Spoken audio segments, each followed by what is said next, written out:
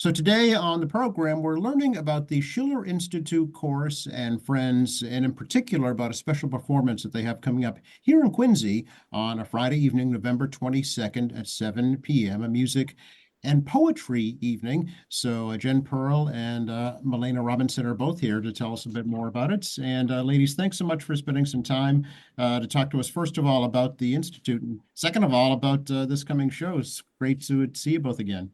Yeah, you too. Great to be here. So maybe, Jen, we could start with you if you don't mind, and give us, for folks who don't know, a little history about the Schiller Institute, number one, and number two, about the chorus. Great, thank you. Yeah. So the Schiller Institute, this is actually our 40th anniversary year of our founding.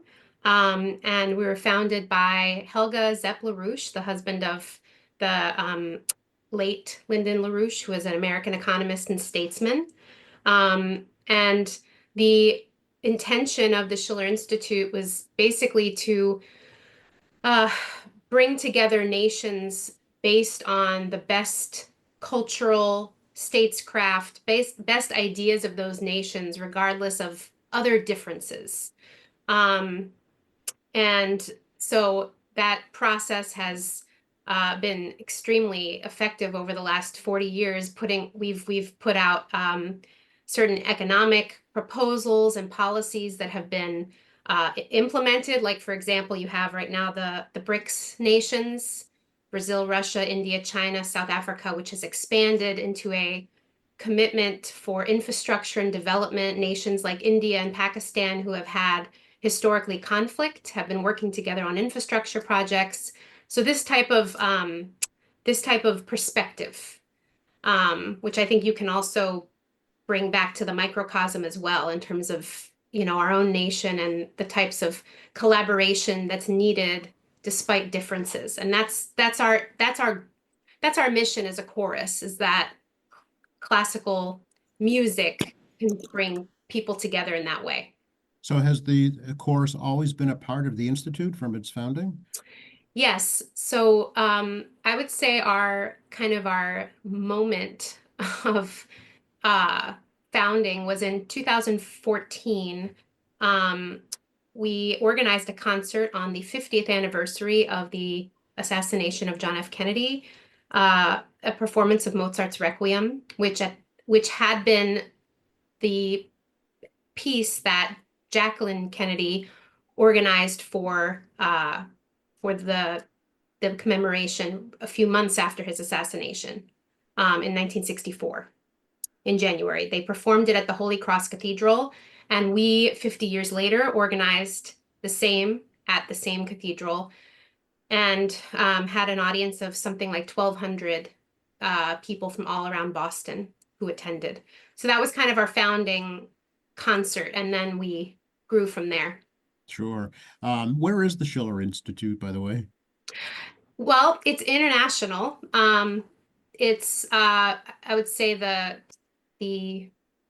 I mean, Helga Zepp LaRouche is German, but we are an international institute.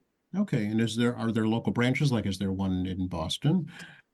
Yes, well, I would say our chorus is probably the main focus of the Schiller Institute in Boston, but we do have a big branch in New York, in New Jersey, and other places, and then internationally, France, uh, and other places. Okay, and how did you yourself, Jen, get involved with the chorus? Well, I uh, went to college for music, and when I graduated, 9/11 had just happened, and I was really concerned about the direction of the country. So I got active in around the LaRouche movement in terms of trying to stop the war in Iraq and Afghanistan and things like that. And one of the big aspects of our way of kind of reaching out to people was through classical music. And since I have a background as a musician and a singer, I kind of took on the task of building a chorus. Okay, Yeah. and became a co-conductor, right? Yes. Along with Milena. Milena, tell me a little bit about your story and how you came to the Institute and the chorus. Fairly similar, actually. It was after 9/11 when I was young and got aware that there were problems in the world. My country is Denmark. That's where I grew up. And Denmark became part of the coalition that was that time it was the Iraq War, and I got involved trying to oppose the war efforts. So in that process, I ran into the Schiller Institute in Denmark. And actually, the thing that I really was attracted to was the idea that we can eliminate the cause for war entirely by pivoting in this moment in history towards a policy for development and massive development projects. So the project at the Schiller Institute at that time, when Jen was mentioning it, was called the Belt and Road, or the New Silk Road Initiative. And that was an idea that was really spreading across the world as an alternative to nations fighting each other and fighting over resources, limited resources, would be that we instead would collaborate around development projects and developing new resources. Okay. So Like the international idea, trade type of agreements, right? yeah, an international project to really build the world and industrialize, bring electricity, water management projects, new cities. I mean, one of the major problems in the Middle East is the lack of water. So that was the angle at which I got involved, was politically at the time. But I don't see a difference, and neither did Helga Sablarouche or any, there really is not a big dichotomy between the idea of eliminating the costs for war, going with a peace and development perspective, and then a classical renaissance of the culture. As Jen was saying, that uplifting the cultures, reviving the best ideas that have been contributed to the cause of mankind by all of the nations of the planet. So so the idea of cultural development and economic development is what I was really have been committed to. Yeah. So do you feel you've had some success in that realm? Yes. Yeah, I mean, these are ideas that are being discussed across the world right now. Because I mean, most people know that we are at a moment of decision. We do have an economic crisis. There's the war threat. Most people are well aware that we are going in the direction of increased war and instability across the world, and that the future is uncertain.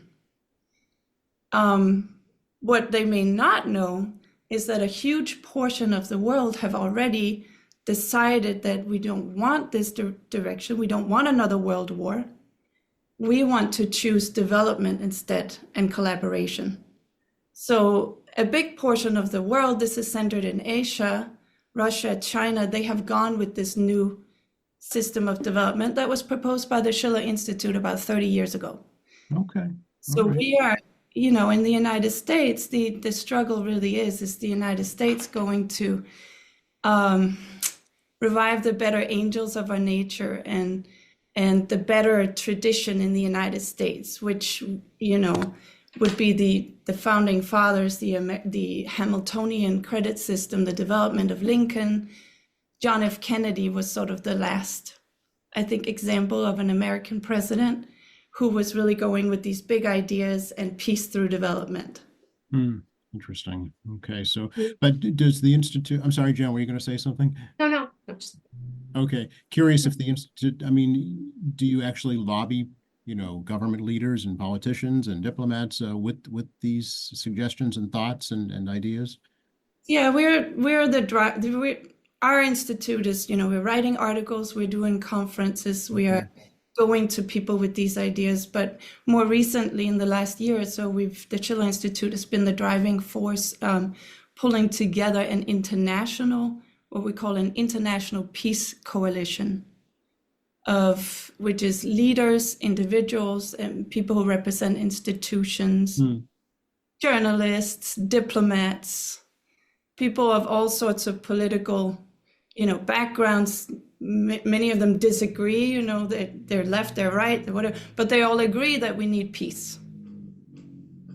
There's a common ground to start with, right? Yes. Right. Yeah. They've been Absolutely. meeting now every Friday online for 52 weeks, I think. Okay. All right. It's so interesting that the organization was founded by something that was so very violent, that with your experiences with 9/11 at least, and bringing you into the fold here, striving for peace. Yeah.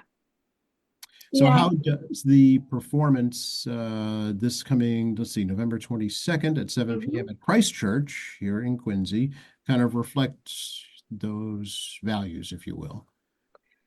Well, this is going to be a music and poetry evening, and our idea is we have a couple of things that are kind of coming together in this concert. One is on November 22nd. November 22nd is the anniversary of the assassination of John F. Kennedy.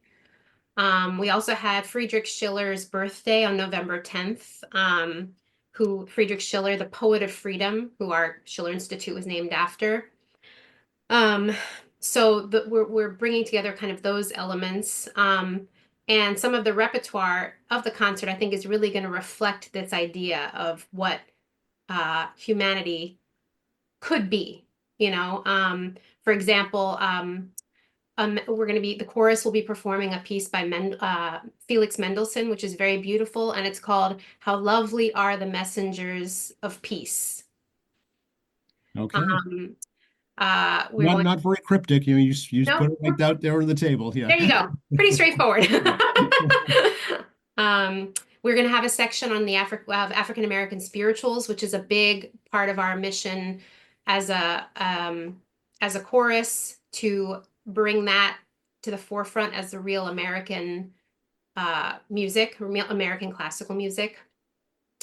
So I think our repertoire and our intention is really to get a dialogue going among people about higher ideas, the mission of the country, the mission of the world, despite the differences. We've become so divided in this country, and when it comes down to it, there's a certain and it's largely very kind of petty things that have divided people. So our intention really is to unite people around these great works. Yeah, I did want to ask, is there a speaking portion of the program, when you talk about these thoughts and ideals, or is it strictly music? We try to not talk too much, but yes, I will. I will do an intro, and then we're actually a member of our chorus is going to do a short presentation on Friedrich Schiller, so people actually know who he was. Yeah. Okay, very good. So that'll be good. Yeah, tell me about the makeup of the chorus itself. How many are you? What are the backgrounds? How does one become a member? We are very diverse. We have, I would say, from age 20 to, I don't know how old our oldest member is, maybe 80. We honestly, a lot of it is word of mouth. And actually, Malena and I have done a couple things where we've gone out to local events in Quincy and just leafleted about our chorus, and people come and join. So it's kind of like that. And it's varying abilities. Some are more experienced choral singers. Some are very, very new to it. And one thing that we've tried to do is also offer vocal training. So people aren't just coming in and not knowing what they're doing, but we have sectionals every Friday before the rehearsal for the voice parts to really work on their voice and development. Okay. So that's an important part of it. Yeah. And sorry, how many are there, Jen? How many members right now?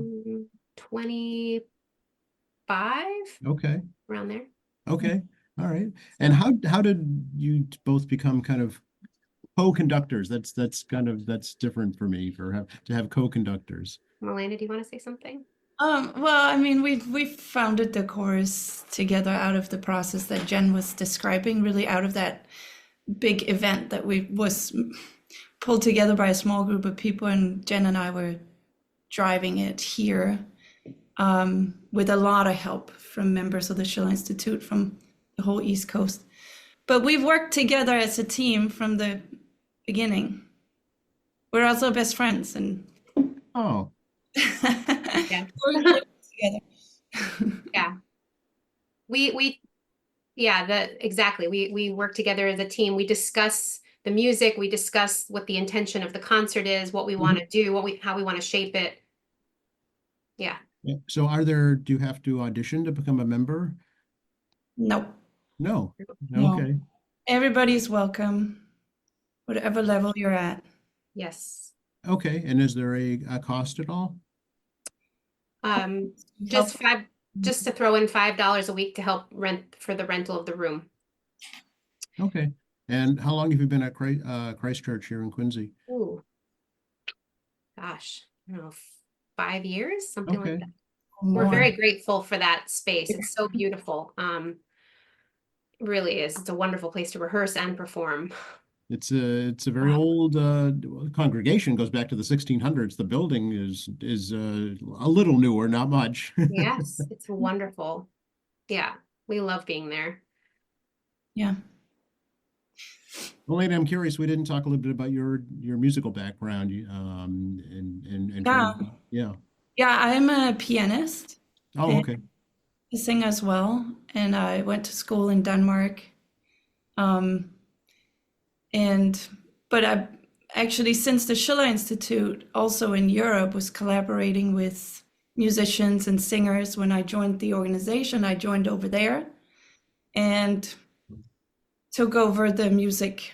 Very similar to Jen, because I Mhm. had the background. I took over the process of building the chorus and working with singers over there. Okay. And how did you two become friends?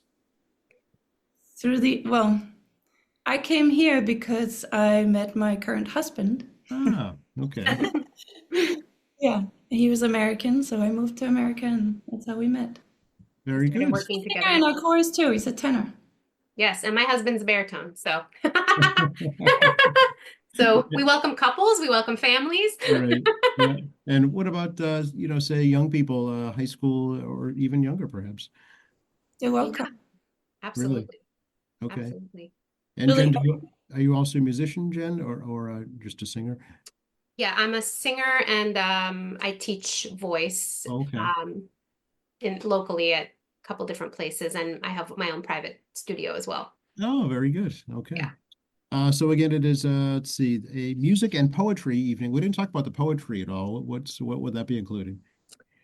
Well, we have mainly one poem that will be recited, and then this short presentation on Schiller. But I think also one thing that's important is there will be a few art songs performed.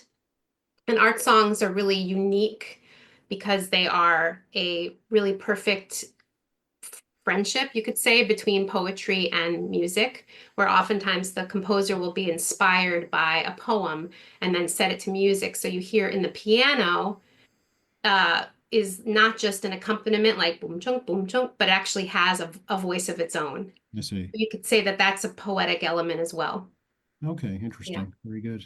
So that'll Yeah. be something unique. Who do you think is your audience? Who would enjoy a performance like this? I think anybody. Mhm. We really have had such a diverse audience in our concerts. I think people who are looking for music that's not just, I mean, it's entertaining. Obviously, it's beautiful. People can come and be entertained, but we also want to appeal to something deeper. Mhm. If people are looking for a way to kind of think about a different way to think about maybe what's going on and how to, you know, deal with certain challenges. I think something like this can really give you a different perspective. Sure. Milena, did you want to add something? yeah.